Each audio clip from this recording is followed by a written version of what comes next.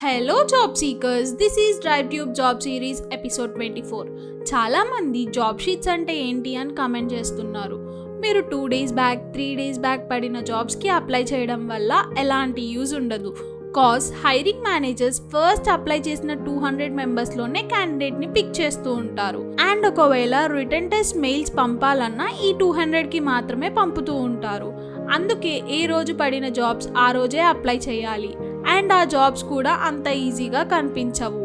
ఈ ప్రాబ్లమ్ని సాల్వ్ చేస్తూ లాంచ్ చేసినవే జాబ్ షీట్స్. ఇందులో ఓన్లీ ఫ్రెషర్స్కి, అది కూడా సౌత్ ఇండియన్ లొకేషన్స్లో హైర్ చేసుకుంటున్న కంపెనీస్ హైరింగ్ అప్లై లింక్స్ ఉంటాయి. And today Wednesday job sheet 33 release అవుతుంది. వెళ్ళి అప్లై చేయండి. లింక్ డిస్క్రిప్షన్లో అప్డేట్ చేస్తాను. బీటెక్ ఆర్ ఎనీ డిగ్రీ చేసుండి డేటా అనలిస్ట్ రిలేటెడ్ కోర్సెస్ చేసిన వాళ్ళకి రెలెక్స్ ఆఫరింగ్ బెస్ట్ ఆపర్చునిటీ.